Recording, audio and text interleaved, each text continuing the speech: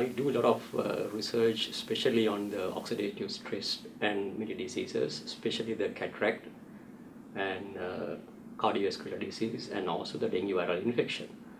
And according to the previous research findings, we found that the erythrocyte glutathione peroxidase is fairly high in activity in the erythrocyte. So compared to the normal body fluids, and I think that's the reason was we found that according to the literature it is secreted by the vascular endothelial cells, and also is present in most of the body fluid, but his activity is very high in the erythrocyte. So as a result, the GPX erythrocyte model was chosen for most of our research activities, especially the formation of cataract in the diabetic subjects as well as the senile cataract, and also the dengue viral infections, and to assess the cardiovascular disease. So based on these findings, the cataract is, if you look at the patients having the diabetic cataract as well as the senile cataract, both categories had the low activity, erythrocyte low activity of GPX compared to the controls. And apart from that, we did the SOD, that is superoxide dismutase, is another important antioxidant.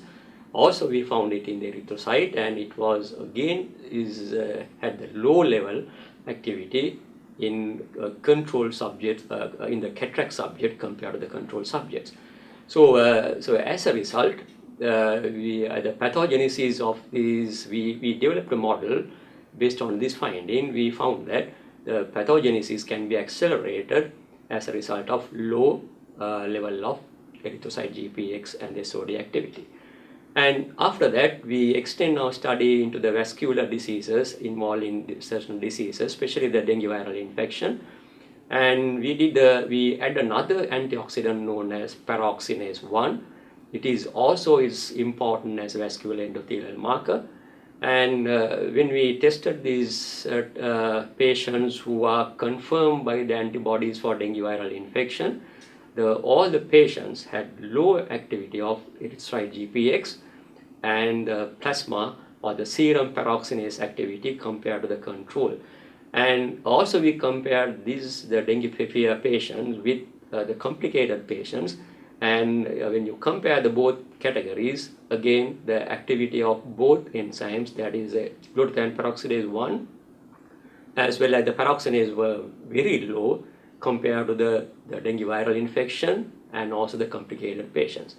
So this itself shows that GPX stands, it serves a very important role in the oxidative stress and the pathogenesis of disease. And the next one what we did was we went further to find it out, the association between the erythrocyte GPX, or the very important antioxidant enzyme, and the cardiovascular disease. There what we did was we wanted to assess, because there are a lot of work has been done in the literature just using only the GPX and the assessment of the cardiovascular disease. But we went one step further. What we did was we selected patients who are positive for coronary artery disease by using the angiographic finding, and there we use different scoring system. That is, there are what you call 3 scoring system. One you call the vessel score, involving the coronary artery tree, and second one is the stenosis score, the extent of stenosis, and the other one is extent score. Now this is we use this method according to the method that is described by the Sullivan 1990, and he is the only person who has gone into this the extent score, that is give you the extent of atheroma present in the coronary tree. So what we did was we took the blood samples, and when we measure the GPX, and we measure the total GPX as well as the GPX1 variant, which is more specific for the vascular endothelial marker, and we found that there is a negative correlation between the extent of the severity of the coronary artery disease and the erythrocyte GPX1 level. And so we thought this is the most important finding because no one has done this type of work, especially go into the extent of the atheroma and related to the red cell glutathione peroxidase 1. Then after that, after completing this study, we went one step forward to find it out whether there is the gene polymorphism, there is some sort of or GPX1 variant is predominant in the people who are having high risk of coronary artery disease. So what we did was the sample, that is the control and the patients who are confirmed with the CAD, we took the blood sample and we did the gene assay to find it out the GPX1 polymorphism, and we found that patients with the CAD or the coronary artery disease had the low level of the GPX1 variant, that is the proline 198 leucine, the polymorphism.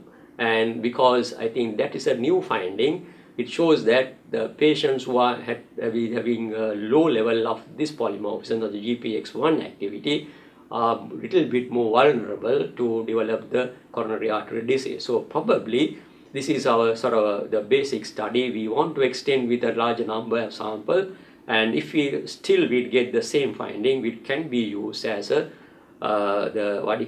screening test for those who are having high risk of coronary artery disease in the clinical management.